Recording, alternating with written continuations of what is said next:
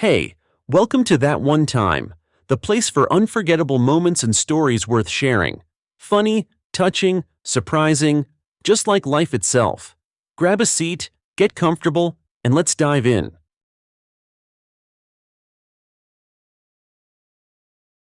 A strange, unbearable state, to feel every cell of your body yet be completely immobilized, to catch scents, distinguish sounds, but have not the slightest idea of their source or meaning. Even the names of things capable of emitting such aromas or sounds eluded his memory. What's more, no names at all came to mind. He had never experienced such mental emptiness. It was perfect and all-encompassing, instilling terror, as if the world in which he had previously existed had suddenly vanished, dissolved, evaporated, taking with it everything from the past. He could remember absolutely nothing: who he was, what had happened to him, where he was now, or how and why he had ended up here. Nothing. He just lay there. Yes, that was the only thing he was absolutely clear about. He was lying down. Everything else, including his own name, thoughts, and feelings, was hidden behind a thick, impenetrable veil. Finally, as if deciding on something incredibly difficult, bordering on dangerous, he attempted to open his eyelids. A convulsive tension yielded results. Into the pitch darkness, shimmering with darting-colored sparks and zigzags, first seeped barely noticeable, tiny glimmers of light. Intensifying and merging, they turned into two trembling, pulsating slits, through which blinding daylight flooded into his eyes. The next moment, a searing pain pierced his head, making him shut the eyes he had opened with such difficulty and fright, and silently plead for the blessed darkness he had just so thoughtlessly lost. There, in that darkness, it turned out, it had been so peaceful. Now, a senseless, thrashing pain raged in his head. It had neither rhythm nor measure. It was absolute, all-pervading, and unbearable. This, undoubtedly, was the strongest pain he had ever had to endure in his life. This, remembering nothing and understanding nothing, he somehow realized and remembered with absolute clarity.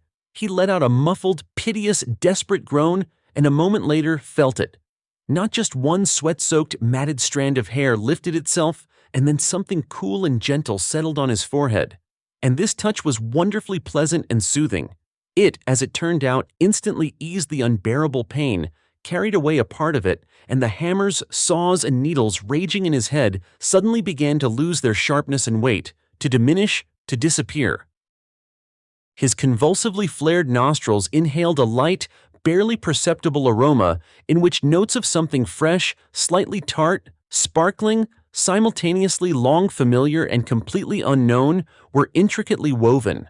Then came the sensation of life-giving moisture on his lips, a blissful feeling as liquid flowed down his parched, raw, sandpaper-rough throat, and a quick, light prick in his shoulder, like a gnat's bite. He gratefully and relievedly mumbled and heard a voice, thin like a silver bell, quiet like the rustle of grass under a light breeze, gentle like a kitten curled up under a palm. "Well, that's good, very good. Simply wonderful that you've woken up. I was starting to get worried. And now you need to rest, sleep. Hushaby, sleep and wake up. Well, almost healthy. Sleep." The wonderful sounds of the voice seemed to drift away from him somewhere, fading. His last thought was quite childish. Imagine that. Could it really be Mom is back? This effort stunned him with a final volley of the still strong pain, and he instantly plunged into silence and darkness. Tap, tap, tap, tap, tap. A quiet but rhythmic sound. Squeezing into his consciousness, it gathered strength for a long time, remembering in horror how his previous attempt to open his eyes had ended. Finally, bracing himself and preparing for a possible blow of pain, he cautiously opened one eye, listened to his sensations, and, feeling nothing alarming, parted his eyelids. He didn't squint. Only now, from astonishment, a gnome was staring at him with huge blue eyes, unblinking. A real gnome, short, half a man's height, with a long gray beard, bushy hanging eyebrows, a large nose, and a huge red cap. Without taking his eyes off him, the amazing creature lightly tapped the floor with a stick, and noticing his wide eyes, tilted its head to the side, tugged at its beard, and giggled. He closed his eyes as if hoping the strange vision would disappear when he opened them again. But it got even worse. Now he saw not one, but two gnomes.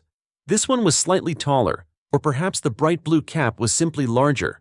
It's clear, he's gone mad, and he's definitely having hallucinations. And quite strange ones, and what's characteristic, quite persistent.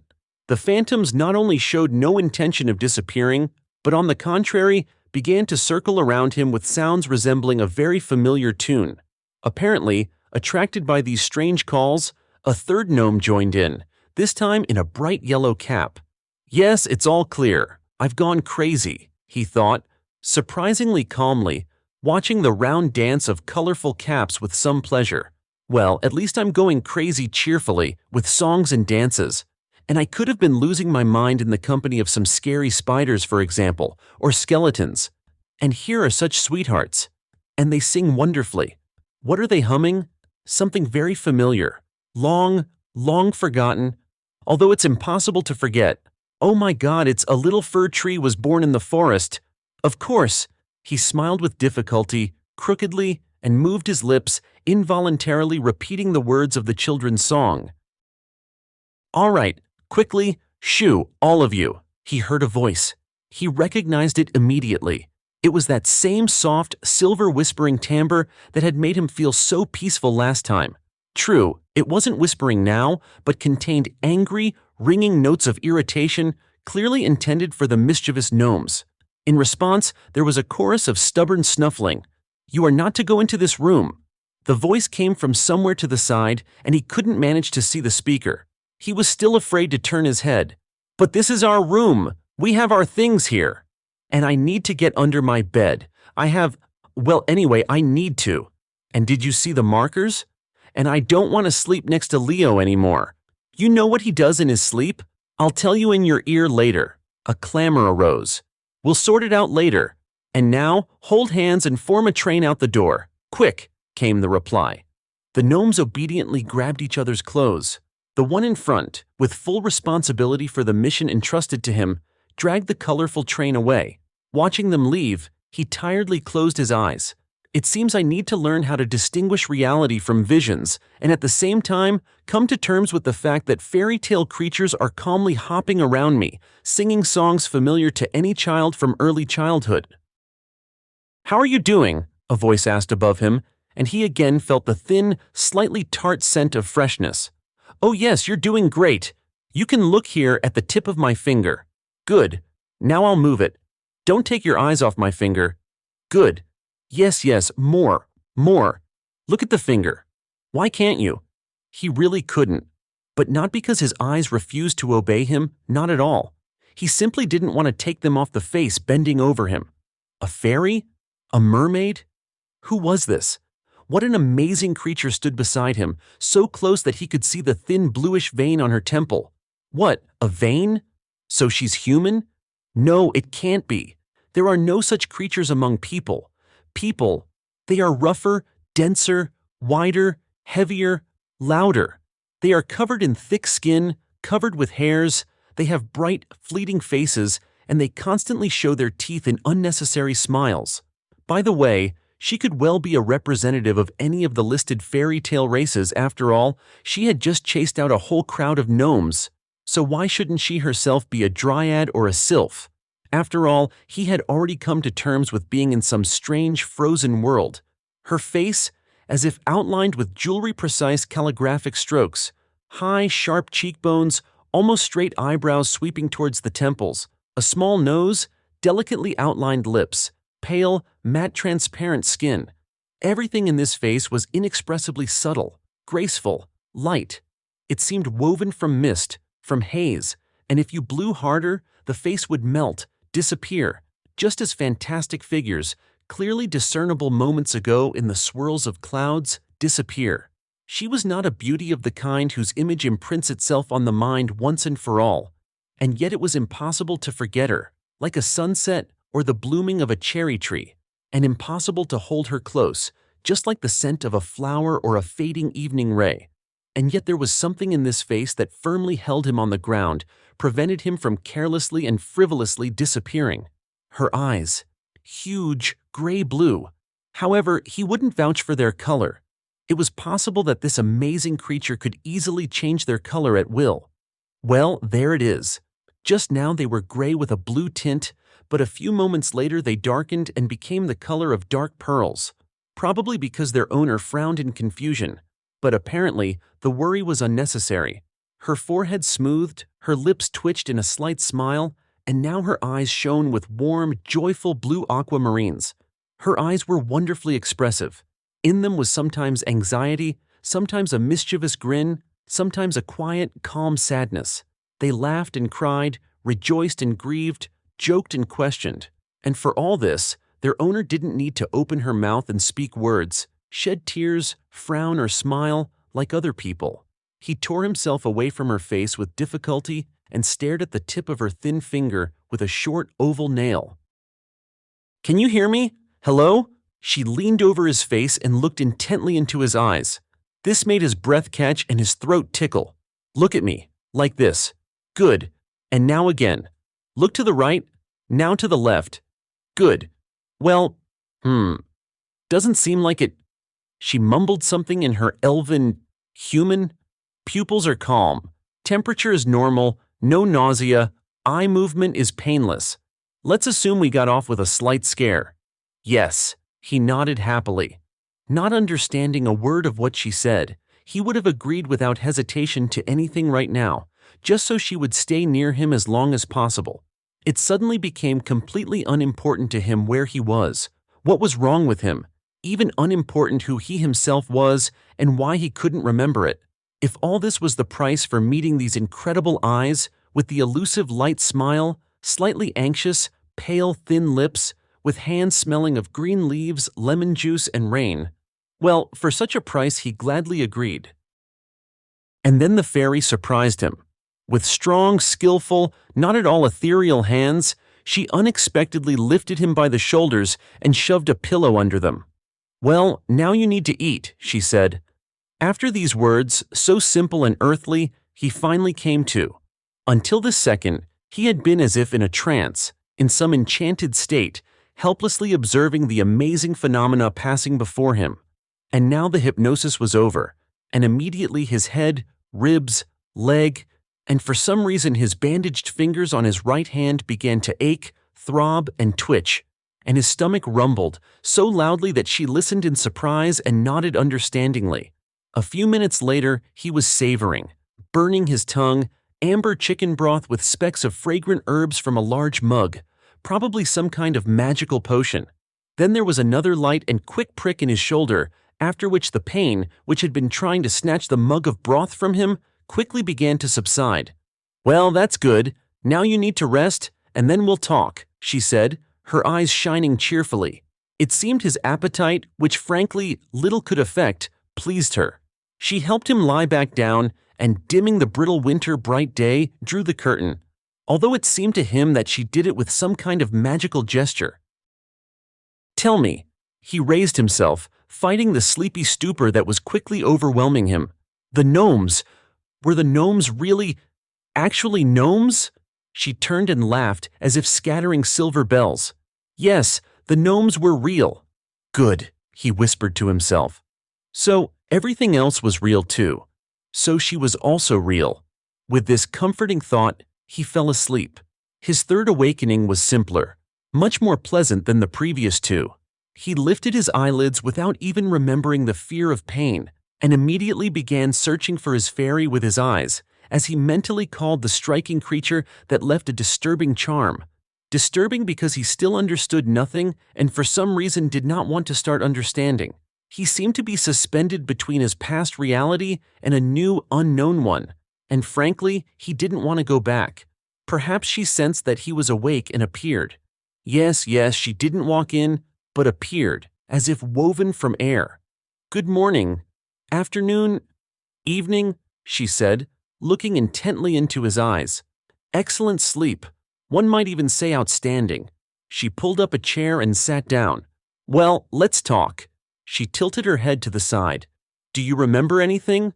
"Of course, everything," he nodded. "You, the broth, the gnomes. 3 of them. Red, blue, and yellow. And you." "And that's all?" she asked again. And that's all. He nodded cautiously.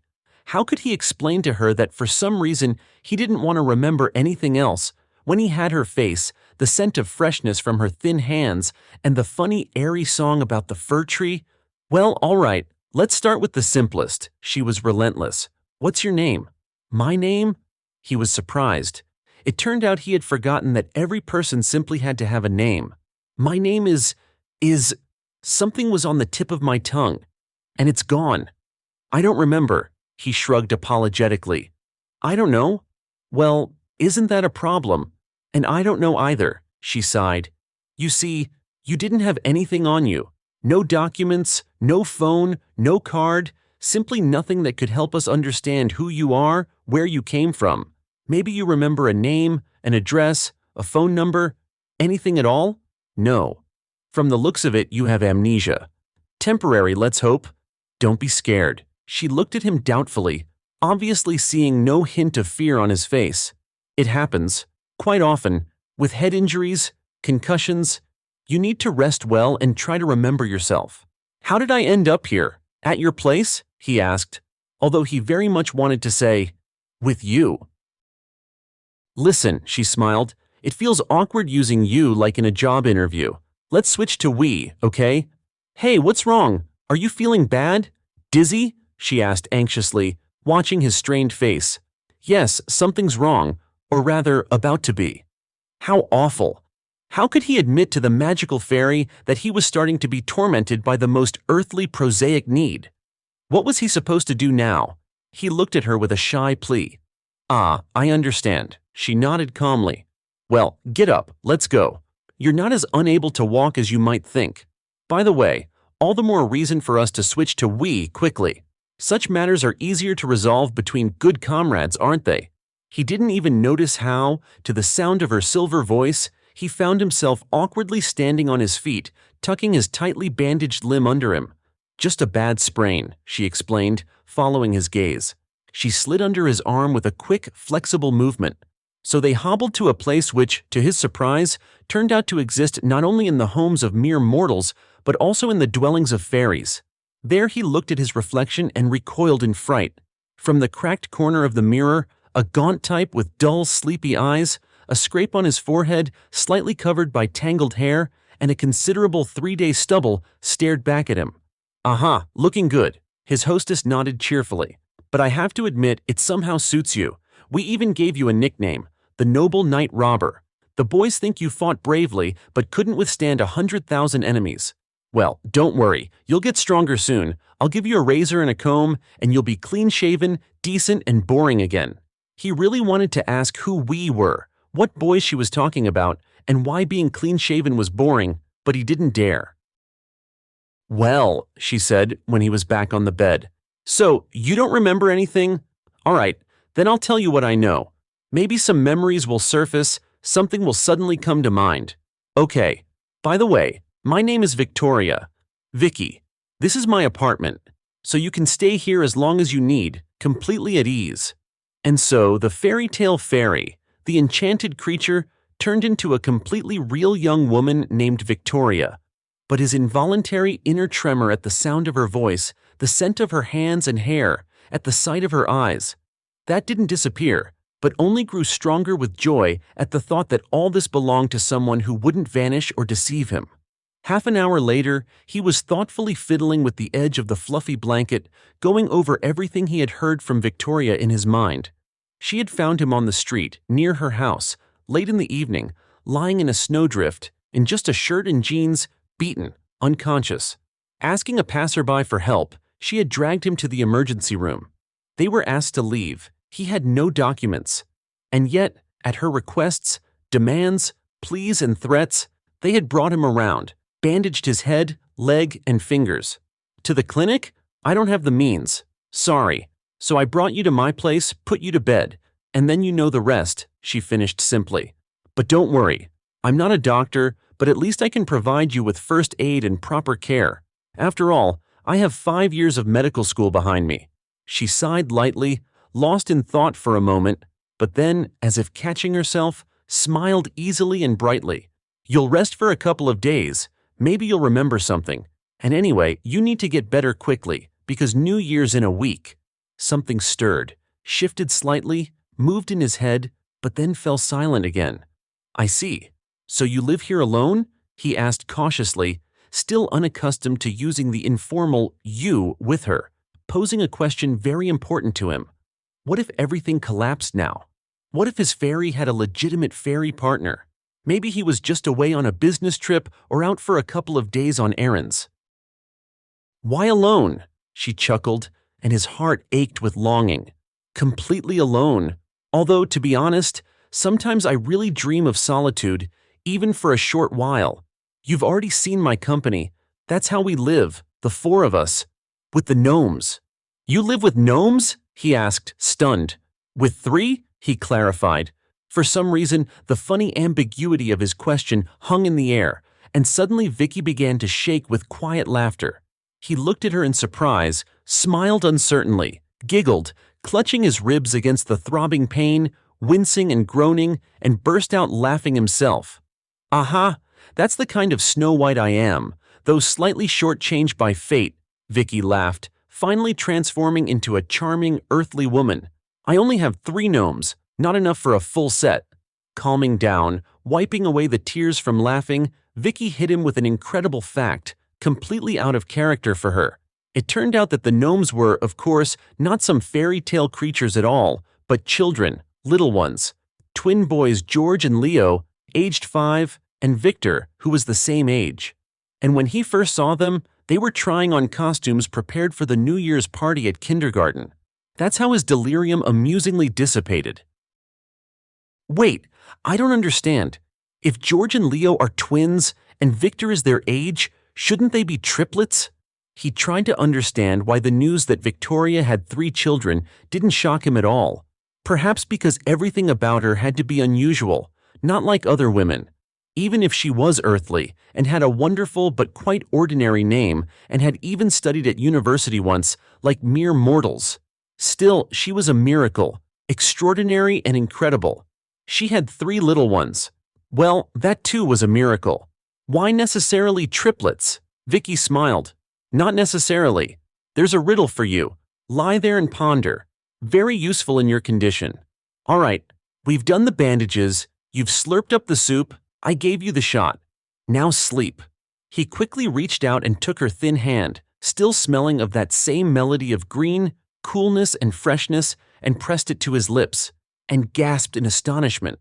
The palm, which he seemed to be holding tightly with his bandaged whole fingers, literally dissolved, disappeared, leaving a slight coolness and sweet bitterness on his lips. He mumbled with pleasure and, as was becoming habitual, plunged into silence and darkness. One bright, calm day. Then another. His leg ached with a sprained tendon, his ribs complained painfully to each other about cruel treatment, and one of his fingers suddenly decided to swell up to the size of a sausage. And yet he had never felt so good. He couldn't explain it. He lived in a small apartment, tried to help Vicky, who was constantly busy, sometimes appearing, sometimes disappearing, and remembered children's games. The boys were wonderful, healthy, shrewdly intelligent, and they lacked any trace of what children from poor and single-parent families are usually stigmatized with. They were more than provided with everything they needed: love, affection, care, and tenderness. And all this was generously seasoned with songs, fairy tales, pancakes, and games of hide-and-seek, rosy apples, and spaceships made of chairs. The twins Leo and George were charming blonde rascals, always plotting something. They constantly played tricks on everyone because no one but their mother could tell them apart. Victor, dark-haired, brown-eyed, slightly taller than his brothers, was completely different, having inherited his looks, apparently, from some very distant ancestor, and his character was completely different too, serious and calm. Perhaps this was somehow explained by the creepy scar that split the boy's upper lip in 2, making him seem to lisp when he spoke. Vicky called him Bunny. However, as soon as the boy entered the orbit of his brothers, no trace of his thoughtfulness and seriousness remained, and 3 voices and 6 limbs united for common endeavors. And suddenly, he began to remember. The second day of their life together was ending. The little ones were engaged in their usual cheerful roughhousing on the floor, But after a while, one of the twins slightly detached himself from the tangled ball of arms, legs, and heads, and seized by an unexpected creative impulse, began to sing, "Tony, Tony, let's go dig potatoes. Tony, Tony, let's go dig potatoes." His comrades supported him together, willingly and immediately. Vicky laughed, and he twitched and lunged forward, but got tangled in the blanket and nearly fell off the bed. "Potatoes! Tony! I remember! My name is Potatoes! I mean Tony! Anthony! I'm Anthony!" "Well, hello, Anthony. Nice to meet you." She smiled, and her eyes shining, now bright blue like the sea under the sun, shook his hand. "Well, Anthony," she said his name with pleasure, "the first step is taken. Now everything should go faster. And you know, maybe you should contact the police.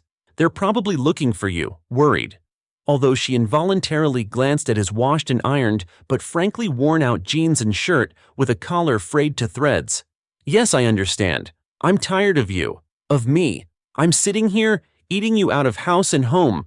You're spending food, medicine, time, energy on me, and yes, I should leave. I understand everything, but I don't want to leave." The words burst out of him unexpectedly and puzzled him no less than Victoria. "Well, if you think so, of course you can stay with us for a bit longer, get stronger.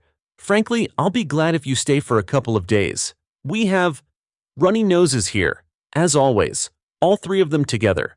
They won't let us into kindergarten, and I can't stay with them right now. I have a lot of work, and New Year's just around the corner. It's just awful. And on top of that, as if on purpose, Grandma Zoe, our neighbor from the apartment across the hall, is sick. Usually she helps me in such cases. So if you stay with the boys, you'll really help me out."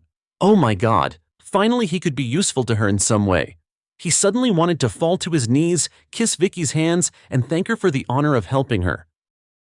Frankly, he didn't understand how she managed everything.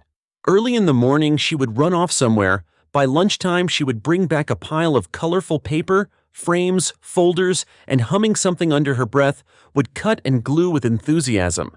Then she would easily ladle out pots in the kitchen, splash water in the bathroom, gather her mysterious crafts, and run off again. In the evening, the apartment would fill with boys. Shrieks, crashes, muddy sneakers and t-shirts, drawings, chomping, songs, arguments, and sometimes desperate roars. Finally, everything would quiet down, and Vicky would disappear like the last ray of sun, sometimes for the whole night, only to appear at home as unnoticed as the first morning light penetrates it. But clothes washed at some unknown time would be folded into neat stacks, fragrant, rich soups, porridges, and stews would steam in the pots. Everything was in its place, and the boys would magically become clean and combed. How did she manage it? A mystery. Perhaps it was one of her magical secrets. Victoria reluctantly told him about her life, or rather, said nothing at all, just smiling. So there was no doubt about the futility of these stories. Why talk about the past? Couldn't he see that here and now she was absolutely serenely happy, that she was completely content with life, enjoying every day of it, and only dreamed that, God forbid, nothing would change? Only much of what surrounded her somehow didn't fit the concept of absolute happiness. However, how could he judge what this amazing woman truly needed? Maybe she really was happy? Frozen fingers, her lack of a winter down jacket, and the sole of her boot threatening to fall off at any moment, which she was gluing on, thinking no one saw, that was certainly no reason to forgo a cheerful walk with the boys. And what did it matter, for example, that the wallpaper was faded and darkened in the corners, that the old refrigerator was shaking in its last convulsions, and that only one burner on the stove worked properly? So what? Did all this hinder the unrestrained fun reigning in the house, or make the dishes less delicious? No, quite the opposite. It was so fun and great to draw on the faded wallpaper altogether, and no one else had such pictures on their walls. And perhaps it didn't matter at all that light but noticeable shadows had forever settled under her amazing eyes, and her small collarbones stretched the thin, light skin so taut that it often looked as if it would tear at any moment. Well, maybe that's how they were supposed to be. Translucent, weightless. But really, where have you seen a fairy with rosy cheeks and excess weight? Realizing he wouldn't get anything out of Vicky anyway, Anthony looked more closely at everything that surrounded her and at the people living nearby. The house was small, two-story, with one entrance, very old, with a wide, creaky staircase. There were 4 apartments, and everyone knew everything about everyone else, and a little more besides. The house was sick, celebrated, grieved, was indignant, and rejoiced. In short, it lived. And Victoria was its small, brave heart. Anthony was convinced of this very soon. Holding onto the railing, the man was already quite skillfully hopping on his 1.5 legs, accompanying the gang of boys outside. "Here they are," shouted the neighbor from the ground floor. Irene, whom everyone called Auntie behind her back, nearly trampling them. She was known for her quarrelsome, distrustful nature, was habitually in irreconcilable confrontation with one of the neighbors, and of course was extremely displeased with the bunch of constantly noisy boys who left trails of footprints on the clean stairwell floor, as well as balls, wrappers, stray cats, mittens, scoops, and God knows what else from the children's senseless arsenal. "Sorry, I forgot to give instructions before going out," Anthony laughed, hobbling up to the woman standing in the pose of an avenging fury. "You can't teach them anything," she grumbled. "They're blockheads, all of them, 1, 2, and 3. "Oh, why say that? Why?" Anthony shook his head. "They're wonderful boys and so friendly. It's strange that only Victor looks nothing like Vicky or his brothers. Not a bit. And for some reason, he says he was born on June 10th and the boys on the 25th. "Well, he's not Vicky's, and he's no brother to the twins," the neighbor replied. "That is, he's not related to them. That soft-hearted fool took him from the maternity hospital along with her own. 2, of course, isn't enough, but 3 is just right. He's a foundling." She looked angrily at Anthony's puzzled face. "Don't you understand? Well, they abandoned him at the maternity hospital. His own mother abandoned him. Look how he was born, a freak, with a hair lip. And everyone wants perfect babies, looking like angels, as if they're going to live in paradise later." The woman smiled bitterly and maliciously. "Well, and so she dragged 3 home? Like a cat, honestly. Sometimes she has nothing to feed her own, and she took someone else onto her neck." The years of bitterness that had permeated Irene were clearly fighting with something bright and pure now, and suddenly, kindness won. The woman smiled, and her usual mask of gloom and suspicion seemed to fall from her face. Although, of course, Vicky saved Victor. Where would he go like that? No one else would have taken him. Straight to the baby home and then to the orphanage. And there, can you imagine what would happen to him? Like that, there? They'd wear the boy out, that's all. And suddenly, as if remembering herself, she grimaced. Her life will start from this. Not life, but hard labor. Now she's working herself to the bone at 3 jobs. Soon there'll be nothing left of her. And all of us women are fools. That's how we live, for God knows whom. Giving ourselves away completely. And then we're left with nothing. You work like a camel without rest, then you stand in the kitchen, then you sleep almost standing up, like a warhorse. She looked at Anthony, who was already starting to descend towards the exit of the stairwell. No time to think about yourself. To go to the hairdresser, for a massage. Just one day in life to live only for yourself, like a real woman. I'm a woman too, by the way. And tell Vicky, if she really is going to decorate the fir tree in the yard, she can clean up the trash herself afterwards. Irene's shouts were audible even after the stairwell door closed behind him. "Ah, so that's who our Mrs. Zoe has been these days." Anthony heard another woman's voice behind him, but completely different. Quiet, calm, slightly trembling. Just in case, he counted the boys bustling in the snowdrift with his eyes and turned around. A short, slightly hunched old woman in a funny fur hat stood behind him. "Are you Anthony? Vicky told me about you." She smiled with an incredibly warm, kind smile, the kind only grandmothers who make no distinction between their own and others' grandchildren can give. "She found you, did she? And now she's nursing you back to health?" "Not surprising. That's just how she is. She's always been like that, rushing to help everyone. It doesn't matter who's in front of her, a child, a sparrow, a man, a kitten, an old woman. Just don't tell Vicky that you saw me outside," she asked, smiling. "She'll scold me for going out. She came running to me this morning on her way to work, took my blood pressure, brought me pills, ordered me to lie down and not get up. But I dragged myself out. I really need to go to the post office, send presents to my grandchildren. My grandchildren are far away. My son Steven works there. I just long to see my Stevie and the girls. I just can't stand it." She sighed and dabbed her eyes with a handkerchief. "No, I don't blame Stephen," she justified her son, unknown to Anthony. "Where would he find the time? It's flying across half the country. They're busy people, both he and his wife. They don't forget me, don't you think? They call me often, they worry too. They always promise, 'We'll come, we'll definitely come.' But when will they? No, I understand everything. I'm just very afraid because I might die any day now and not see them." She again dabbed her eyes with her handkerchief, raised her bright, clear eyes to Anthony, the kind only children and old people have, and smiled shyly. "Oh, Tony, forgive me. I've been talking your ear off." She laughed a small, quiet laugh. "You just remind me of my Stephen. Well, it was nice to meet you. Just remember." She walked away, holding a package, obviously with gifts for her granddaughters, carefully pressed to her, and he, who hadn't said a word to her, watched her go for a long time, uncharacteristically yearning for someone else's separation. The boys, having had their fill of playing, tumbled into the stairwell in a noisy crowd, covered head to toe in soft snowballs. Anthony, unable to keep up, hobbled behind them. A leather glove lay on the first-floor landing. "He drops them all the time," one of the boys announced authoritatively from above. "He lives in the second apartment." Anthony rang the doorbell, and a few seconds later, a thin woman with a tired face and dull eyes opened the door. "Ah, Walter?" Anthony stammered, fiddling with the glove in his hand. The woman waved towards the room. A man was sitting on an old sofa, broad-shouldered with regular features, black wavy hair. Even if he were 100% heterosexual man who preferred to admire female beauty, Anthony couldn't help but admit the man sitting before him was very handsome.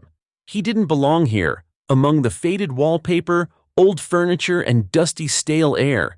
He belonged on a movie screen, shining with intelligent eyes, or as a physical education coach. But the man couldn't do any of that. Couldn't stand, couldn't run, couldn't jump. Nothing.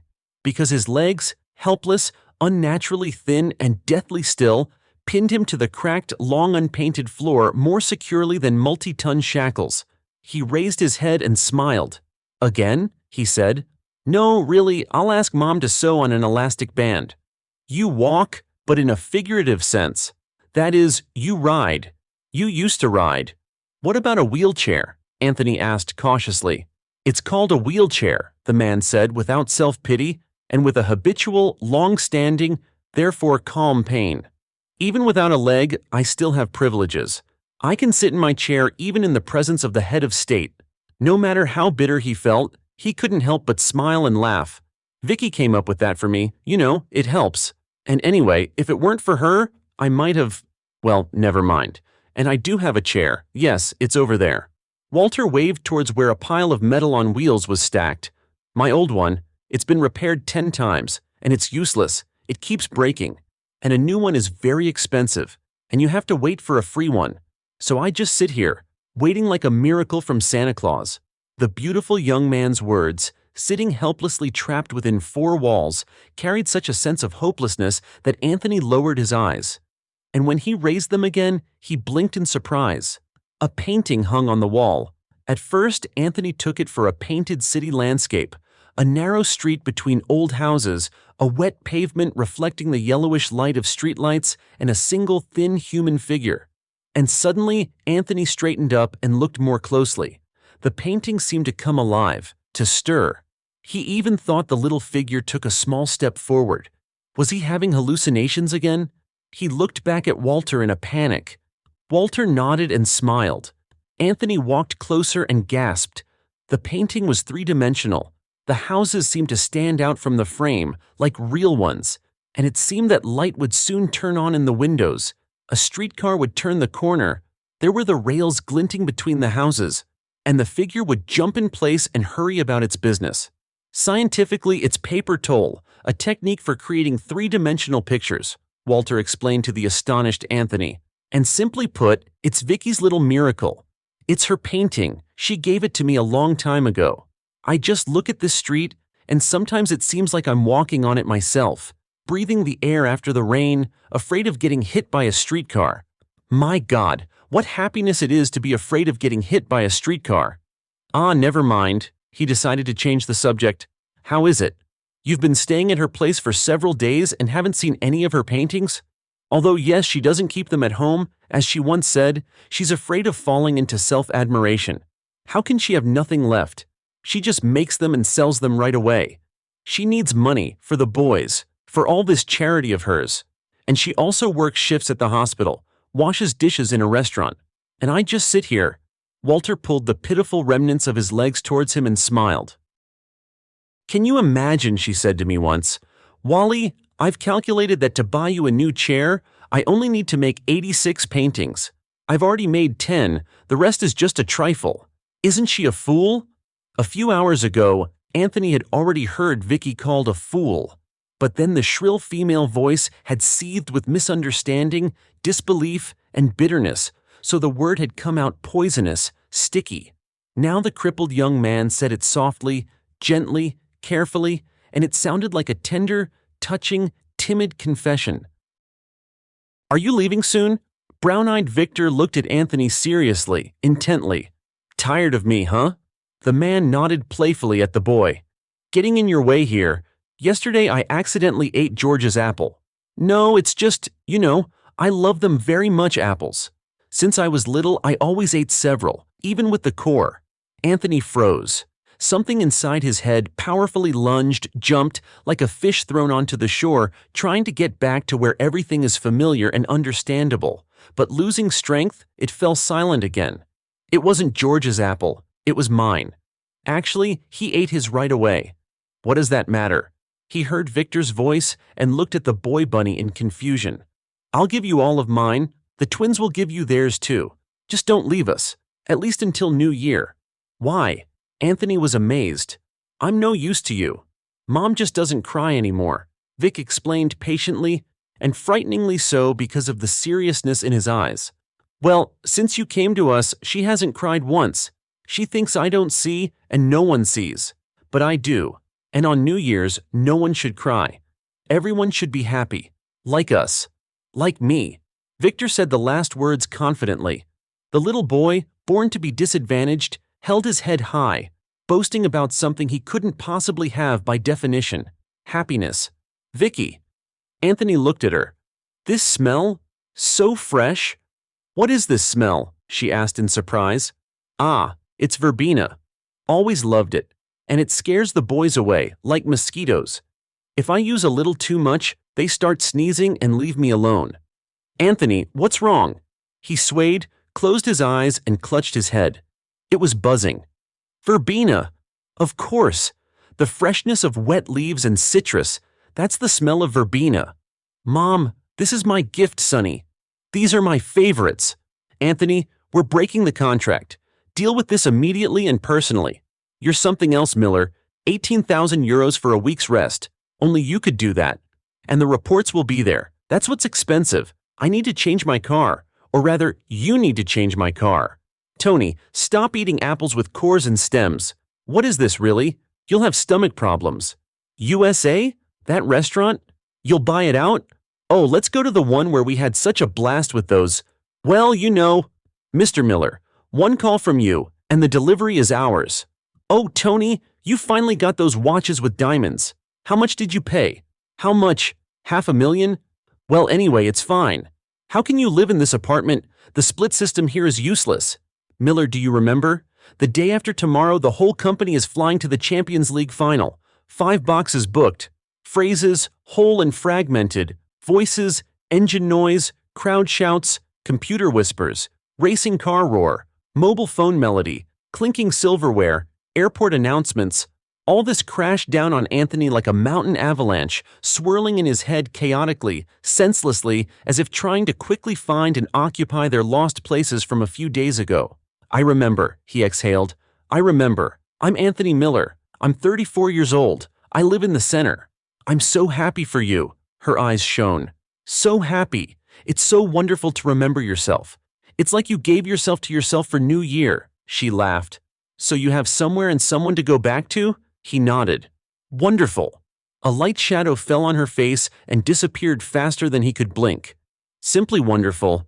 Well, goodbye. We'll miss you. And please, don't forget anything anymore.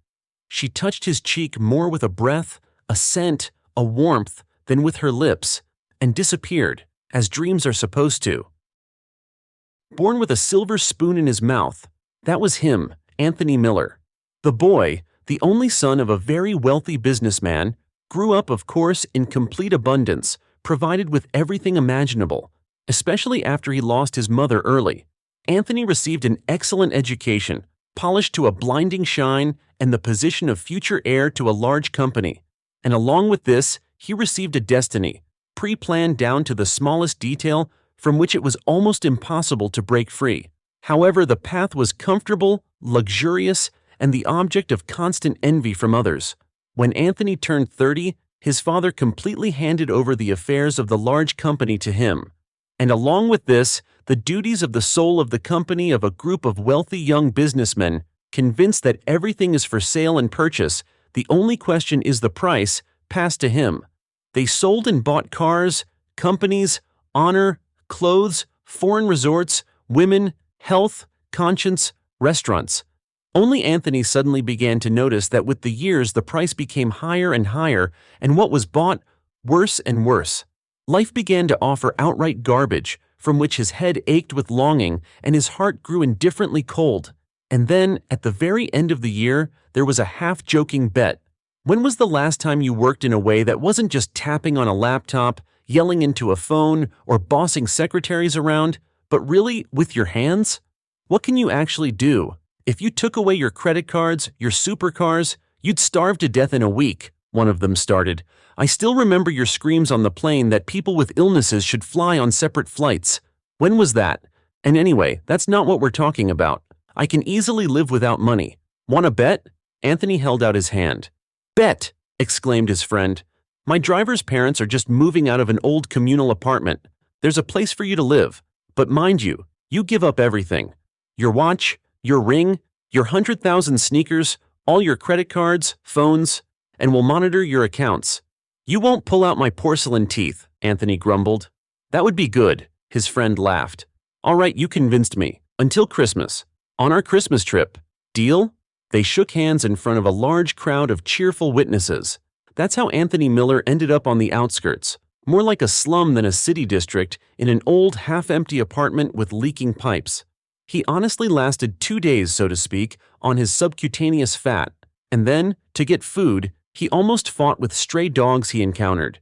He managed to get hired to unload a huge truck of groceries. Dragging another box, he slipped on a banana peel thrown away by someone's soul. He felt quick, rough fingers searching his pockets and pulling the not-so-great jacket from his shoulders. And then there was cold, darkness, and silence, pain and fear. The smell of verbena, the song about a little fir tree being cold in winter, and an adventure the length of a small life. Gnomes and a handsome invalid, a poor little apartment, a paper masterpiece on the wall, a lonely old woman, and the most delicious chicken broth in the world. But the most important thing, huge shining eyes, a silver voice, and thin strong hands with protruding bones. All this cannot be bought with money. Or can it? He arrived at the familiar house and immediately saw Vicky. She was decorating a large fluffy fir tree standing in the middle of the yard. Anthony, she exclaimed, her gaze sweeping over the huge black Jeep, the perfectly fitting coat on the man, his shining shoes, and she smiled. I see you really had something to remember. Yes, well, he said, not knowing what to do with his hands, his eyes, or himself at all, from the sharp feeling that he was completely out of place here. How could this be? It had been so good just recently. They had smiled at him, they had loved him. Poor, sick, remembering nothing, he had belonged here and had been happy. And now? What now? Vicky seemed to guess his thoughts and asked, and what now? I wanted to. Thank you. He pulled a plastic card from his pocket. What is this? She asked with her eyes. He had never seen that look in her eyes before, and he had thought he had already studied all the shades of her eyes. Now they were gray steel, and he stammered, Vicky, well, this is money. For you, for the boys, for repairs, maybe, clothes. No, don't think. There's a lot, really a lot. You need money, I know you do. I do, she nodded, and the silver notes disappeared from her voice too. But not this kind, and not from you. Well, Vicky, let's not. And you did spend on me. I ate and drank at your place for almost a week. What else? Is this for help? She repeated thoughtfully. Well, thank you, of course. Only I don't take money for help, or for friendship, or for… Anyway, I don't need anything from you. She shook her head and added with a smile, Imagine that. We thought you were a noble robber, but you're just a rich shopkeeper. We were wrong. I was wrong. Again. And it's a pity. He sat at the negotiations, detachedly observing the people. Opening up? Just help? He loved her. Could you hurt someone you love? Or could you? What had he done? Of course he had hurt her, insulted her. Because feelings, real feelings, cannot be bought. They can only be received as a gift. How simple. Why had he forgotten this so quickly? How had he forgotten the invalid trapped within walls, old Mrs. Zoe, and the thin hands that smelled like his mother's perfume? Idiot, cretin, moneybags, Anthony suddenly exclaimed. You know, Mr. Miller, said the astonished interlocutor, rising slightly. Perhaps our terms are not the most suitable for you, but I would still ask you. Oh, I'm sorry, Anthony laughed. I wasn't talking about you, I was talking about myself. I'm leaving now, my deputy will sign everything. And I don't have time, excuse me, I have to run. I have so many things to do. After all, tomorrow is New Year. It's time for dreams to come true. On December 31st, he patiently watched as Vicky and her old neighbor working together untangled garlands. Oh wait, Anthony, what are you doing? You're getting in my way. Oh no, I broke a light on the garland because of you, and we're having a gathering at the tree tonight. Grandma Zoe, don't dress the boys too warmly, okay? It's warm outside. Grandma Zoe won't be able to come to the tree. A car's coming for her in an hour, Anthony suddenly said. What? The women asked in unison, looking at him in astonishment. Yes, yes. Get ready, Grandma Zoe. They'll come for you, take you to the airport, and you'll fly to your son and his family to celebrate New Year. Your granddaughters are really looking forward to seeing you. They're making you presents. I called your son. He even dropped his phone in joy. He'll meet you. But how? The old woman was flustered. Tony, I won't make it. I'll die. You won't die. Anthony nodded decisively. It's a private jet. There will be a doctor with the necessary equipment with you constantly to help you in case anything happens. I'm flying. The old woman nodded decisively and even stamped her foot. No, I can't, Anthony thought. He doesn't deserve it yet. I need to visit your neighbor from the first floor too. Walter. Anthony, limping, stumbled into the apartment, pushing a light but sturdy wheelchair in front of him, which looked more like a modern, stylish mini-car for one. This, of course, won't replace your legs, but you know it's an amazing thing. Maneuverable, light. Honestly, I rode in it for half a day myself. Everything is adjustable. Armrests, footrests, backrest, headrest. Wally, honestly, it's more comfortable than a fancy foreign car. And most importantly, electric drive. 50 kilometers without recharging. I don't envy whoever goes for a walk with you. You'll wear anyone out now. And the wheels can handle anything. Asphalt, snow, you could even go into the desert. Walter. Oh, please. It's just a chair. Walk, Walter. As much as you want. Walk. Anthony felt his hand squeezed by surprisingly strong, warm, and honest fingers. Well, are you getting used to the new machine? He nodded to Walter's mother, bewildered, disbelieving, not knowing whether to cry or laugh, but having already shed her hopelessness and despondency somewhere. She looked at her son and frankly admired him. We're waiting for everyone at Vicky's tree tonight. After all, New Year is coming soon. They finally gathered in the yard by the fir tree shining with garlands under a light snowfall. The boys, who were reluctantly torn away from a mountain of presents, Walter, incredibly handsome, looking confidently ahead, obviously towards the distances he would roll in his new chair, his mother, 20 years younger. Victoria. He had no one to compare her to, his beloved, and there was no need. Oh, look who showed up, came Irene's inimitable, creaky voice. Well, imagine that. So our foundling turned into a prince. Who would have thought? Ah, I didn't know. Otherwise I would have nursed you myself. She headed towards the stairwell, throwing over her shoulder.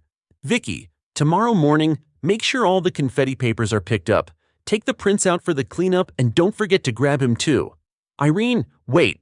Anthony called out, catching up with the neighbor. "Wait, Irene, this is for you." He held out a rectangular envelope to the woman. "What is it?" She stared at Anthony suspiciously. "It's a certificate for a full day at a beauty salon. Massage, manicure, hairdresser, masks, what else? Lots of things, whatever you want.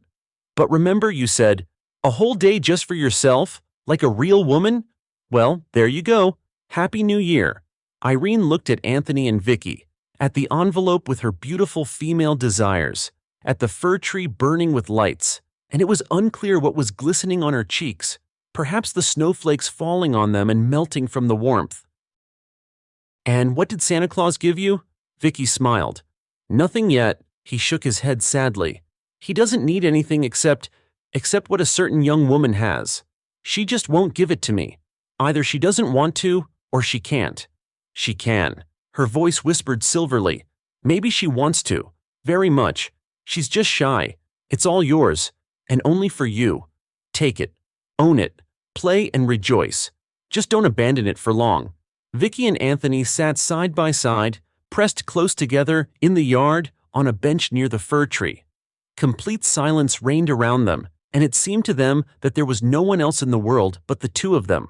However, all lovers think exactly that. Quiet. Light snow fell from the sky, sifting down in delicate, weightless flakes. The sparkling fir tree swayed a fluffy paw, and it simultaneously seemed to Anthony that a tall Santa Claus with a white beard would soon look out from behind it, shake his staff at them, and ask sternly, "And who is giving out presents right and left instead of me here?" The snow fell quietly, making the world whiter, cleaner, and kinder. More worthy of New Year. Undoubtedly, happy and bright. "And I've figured out your secret," Anthony's whisper came. Vicky purred, pressing against his side. "It's very simple. If you want to be happy yourself, make someone else happy." And somewhere far away, as if agreeing with him, the New Year's chime struck softly, resonantly, and joyfully.